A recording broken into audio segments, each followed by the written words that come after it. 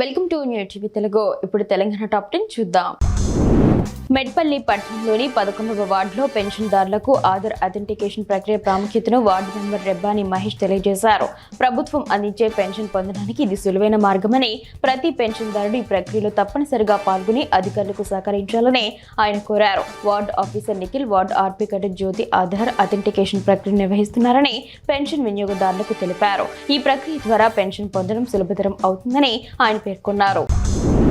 బెల్లంపల్లి పట్టణంలోని పోచమ్మ చెరువు mini tank bund అసాంఘిక కార్యక్రమాలకు నిలయంగా మారిందని ప్రజలు ఆరోపిస్తున్నారు. గత ప్రభుత్వం ఈ చెరువును మినీ ట్యాంక్ బండ్ గా మార్చేందుకు నిధులు మంజూరు చేసి పనులు చేపట్టింది. అయితే సాయంత్రం వేళలో ఇక్కడ మద్యం సేవించి బీరు సీసాలు ఇతర వ్యర్థాలను పడేయడంతో ఉదయం వాకింగ్ వచ్చేవారు ఇబ్బందులు పడుతున్నారు. ఈ పరిస్థితిపై ప్రజలు తీవ్ర ఆగ్రహం వ్యక్తం చేస్తున్నారు. నాగర్ కర్నూలు జిల్లా అచ్చంపేట నియోజకవర్గం వంగూరు మండలం గాజర గ్రామంలో గ్రామ సభలో ఉద్రిక్తత నెలకొంది. గ్రామ మాజీ సర్పంచ్ కొమ్ము లక్ష్మమ్మ తమకు రావాల్సిన పెండింగ్ బిల్లులను వెంటనే చెల్లించాలని కోరుతూ మండల పంచాయతీరాజ్ శాఖ అధికారి కాళ్లు మొక్కారు. ఆమె రోధిస్తూ కాళ్లు మొక్కడంతో అక్కడ వాతావరణం ఒక్కసారిగా భావోద్వేగంగా మారింది. ఈ సంఘటన గ్రామ పంచాయతీ కార్యాలయంలో పెండింగ్ బిల్లుల సమస్యలపై నిర్వహించిన గ్రామ సభలో చోటు చేసుకుంది.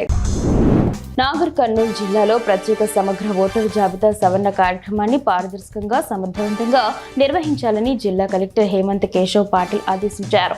అర్హులైన ప్రతి ఒక్కరికి ఓటు హక్కు కల్పించేలా అధికారులు, రాజకీయ పార్టీలు సమన్వయంతో పనిచేయాలని ఆయన గురువారం సాయంత్రం జిల్లా కలెక్టర్ కార్యాలయంలో జరిగిన సమావేశంలో సూచించారు. మహబూబాబాద్ జిల్లా కొత్తగూడ మండలం గుంజేడు గ్రామ సర్పంచ్ తోలెం అనంతరావు ఒకేసారి 2 కీలక బాధ్యతలను అద్భుతంగా నిర్వర్తిస్తున్నారు. ఆయన ఒకవైపు ముసలమ్మ తల్లి ఆలయ పూజారిగా అమ్మవారి సేవలో తరుస్తుంటే, మరోవైపు సర్పంచ్గా గ్రామ ప్రజల సమస్యలను పరిష్కరిస్తున్నారు. తోలం వంశీయులు తరతరాలుగా ఈ ఆలయానికి సేవలు అందిస్తున్నారని, అనంతరావు ఆ సంప్రదాయాన్ని కొనసాగిస్తున్నారని కథనం పేర్కొంది. ఉదయం పూజారిగా, ఆ తర్వాత సర్పంచ్గా ఆయన తన విధులను సమర్థవంతంగా నిర్వహిస్తున్నారు.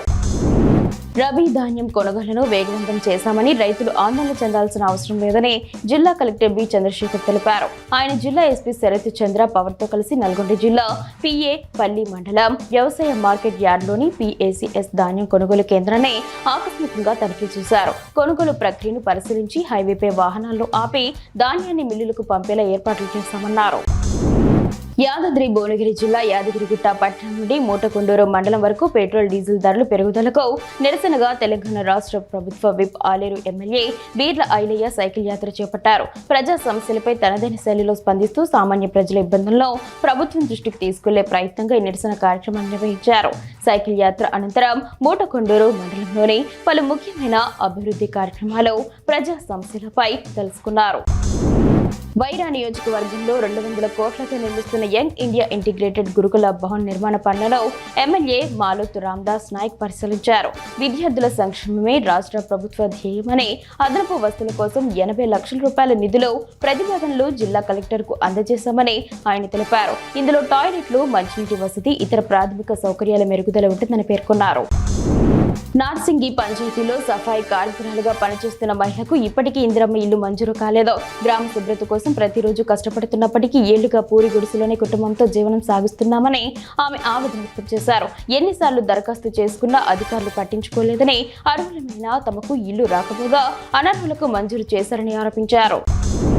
కొమరంభీం జిల్లా సిర్పూర్, ఆసిఫాబాద్ ప్రాంతాలకు చెందిన పీవీటీసీ కోలం ఆదివాసులు తమ సమస్యల పరిష్కారం కోసం ఎమ్మెల్యే కోవా లక్ష్మికి వినతిపత్రం అందించారు. గ్రామాల్లో రోడ్లు, తాగునీరు, ఇందిరమ్మ ఇల్లు వంటి మౌలిక సదుపాయాలు కల్పించాలని, ఐటీడీఏ ద్వారా ఆర్థిక సహాయం, బ్యాంకు రుణాలు అందించి జీవనోపాధి మెరుగుపరచాలని వారు కోరారు.